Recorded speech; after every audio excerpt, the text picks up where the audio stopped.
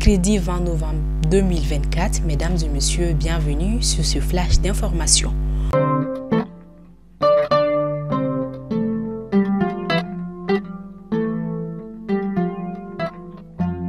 La commémoration de la libération de Kidal, la démission de Shogel Kogala Maïga exigée.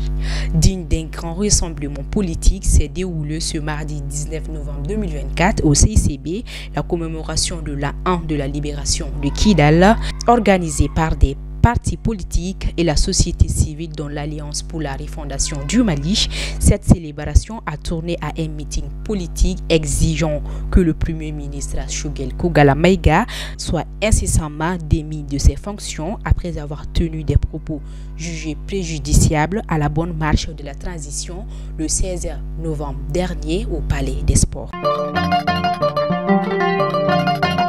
Le journaliste Isiaka Tamboura, alias Citoyen Lambda, a diffusé sur sa plateforme ce mercredi 20 novembre 2024 l'annonce probable du report de la réunion hebdomadaire des ministres à Koulouba. Il a précisé que le Premier ministre Shogel Kogala Maïga a rejoint ses bureaux très tôt ce matin.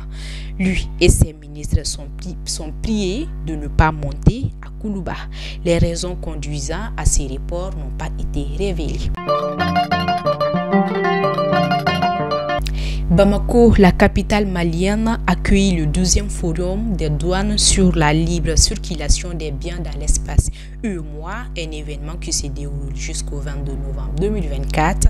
La cérémonie d'ouverture des travaux a été présidée par le ministre des Économies et des Finances Al-Hussein Sanou, en présence de Filiga Michel Sawadogo, commissaire chargé du département du marché régional et de la coopération, et du directeur général des douanes du Mali, Amadou Konaté. Ce forum des agents des douanes de l'UEMOA qui réunit les acteurs des administrations douanières des États membres et des organisations socio-professionnelles a pour thème administration douanière face à une géopolitique mondiale marquée par les frontières fragiles.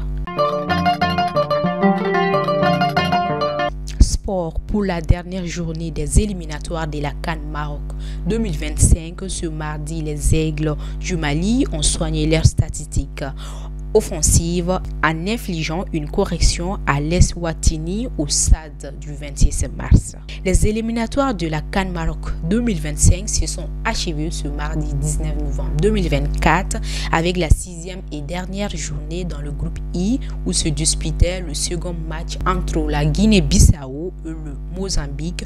Le Mali déjà qualifié recevait au stade du 26 mars la modeste équipe d'Eswatini déjà éliminée. En dehors de nos frontières au Sénégal, vers une victoire du PASTEF, les résultats provisoires des législatives anticipées seront dévoilés le mardi. Mais la partie des Bassirou Diomaye Faye et Ousmane Sonko semble assurée d'une majorité pour appliquer son programme.